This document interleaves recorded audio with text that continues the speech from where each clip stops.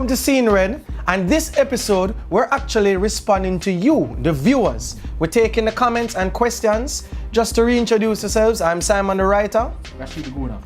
And a lot of questions have come up under videos. I know we don't do it every week. We're going to try to do it as much as possible to, answer the questions. The more you ask questions, the more we're forced to. There we go. So we're going to start off. We picked some of the best questions that we thought we should answer. And we're going to start. Simon Preston had a question for Rachid Duguna. Where does Rachid think Arsenal will finish this season? Alright, I think we're gonna maybe finish third in the league and maybe win the FA Cup, but still that's not good enough because the sameness of it. Every season we're doing this, and every season that's okay. We need to move on from that now. So I think at that point you want to be bigger than top four and a cup trophy. Yeah, makes sense. And I think it should be a decent enough thing to see Wenger out the door. Well, all right. Another question for you as well. Should Petr Cech leave in the summer? Only if Wojciech Szczesny comes back, because Szczesny had some character to the team that a kind of the team misses. But why would Szczesny leave Roma? They're doing so well. He's very comfortable. I know, but can't he request to leave? I mean, all right, I get what you're saying. So by all technicality, he must go back. If Cech leaves, there's a goalkeeping spot available. So might as well bring him back. I get what you're saying. Cool. The next question from Simon Preston was for me, which would be, what would be seen as a success for you for Liverpool come May? To be honest, right now the only thing that would be a true success would be winning the league, in my opinion, in my standards. So wait, so top four is a success? Yeah. No, I disagree. When last did finish top four? Don't matter. Right now. No, it does matter. Here, why it don't matter? So you can go from being a mid-table team to winning the league. What did Leicester do?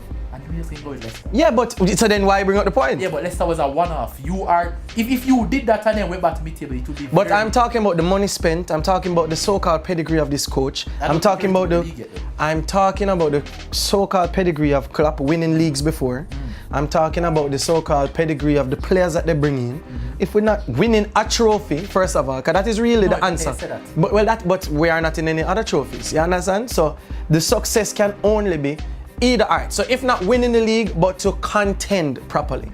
So fall into second, but what I mean is I don't want second. I'm saying go for the league. We're not going to shoot for second. You understand? What I'm saying is to go for the league would be the success. If we fall at second because like final day, another team end up winning the league, then I will accept that. But a success has to be to go for the trophy that you're in. If Klopp is not playing like that and the team not playing like that, that's an unsuccessful campaign. You understand? And that's the standard I want to hold. Based on how we've been playing, people will say top four, but I don't consider that a success. So him asking me what I consider success is, for me, winning the league. Klopp is this big coach at them say, win a trophy. If you don't win a trophy, you're not saying nothing to me. Simple as that. He asks who my international team is, and I think we share an international team, which is Germany. You like Germany. But I'm a Jamaican. I have naturally, I have no affiliation to Germany, so it feels hard to support them. The man I make it sound like, well, I have affiliation to Germany. You don't need to worry about that. That's my life. Yeah. Anyway, Germany is the side that I support. I like to support teams who are in the World Cup. I'm hoping Jamaica can be that team soon. Jamaica is one of my favorite teams. Germany is as well. I'm a big fan of Jurgen Klinsmann from I was very young, so I've been following him for years. Moving on to the next question. Should we answer this question? Or the question redundant? It's redundant. Wow. Yeah. Ask strong questions. Moving on to Khalil McDonald had asked a question, which is geared to me actually. Merseyside Red has a pretty good attack, but do you think your attack can overcome your shaky defense? Well, here's the funny thing. One of the things that when I look back on even the 2014 campaign, where we ended up coming second, one of the things that a strong attack can do is to ease up the defense. For me, rather than it being a shaky defense, I want more sensible defenders. Because you can get... Lovren looked really good at Southampton. Ended up at Liverpool and there were all these issues. Matip, I think, has looked very good this year. right? But we need a proper left back. Yeah. And the reason why I want a proper left back is so Milner can be a good substitute in central midfield if Emre Can not playing well. He's a makeshift left back. Klein needs to start defending well. A lot of people keep bashing our central defenders, but they're not realizing that a lot of the times those central defenders are put under pressure because they get in from the wings. Milner, as good as he looks at times, is makeshift, and you see that with how he plays at times. You know, and that ends up hurting the central defenders because they keep worrying. When you have an over-reliance on attack, as you saw with Kenny Dalglish and Suarez a couple seasons back, is that when you're scoring, your defense slack off, and on days when you attack can't get it together, what will happen to your defense? Well, that's true, and what if you meet a team that is even better than you in attack? And then that's why it comes back to sensible. You can't outscore everybody.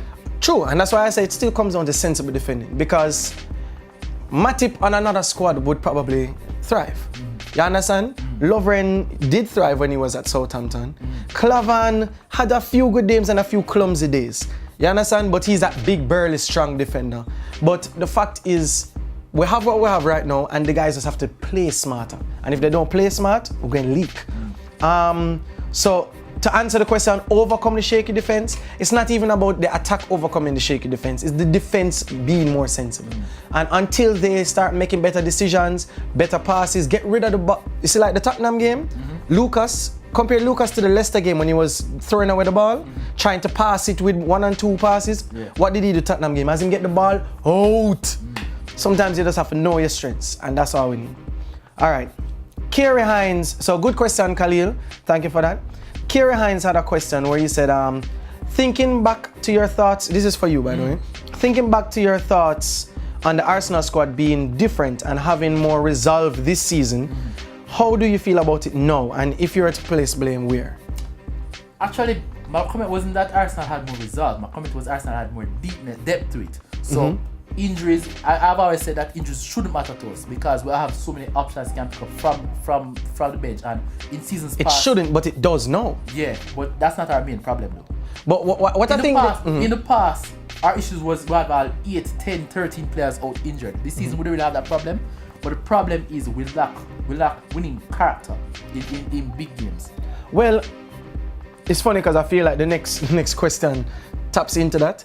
But I think one of the reasons why the resolve is a word that might have been brought up is the fact that you seem so comfortable with the squad. You understand what I'm saying? It's a good but squad. it's a good answer when you're saying that the winning character might be the overall issue, because as I said, you were so fine. You're saying it don't matter with that person injured, it don't matter if this person injured, because everybody is stepping up. It don't seem to be the case right now. At the start of the season, when I was looking at the squad, I was thinking this is a squad of a lot of experienced world-class internationals.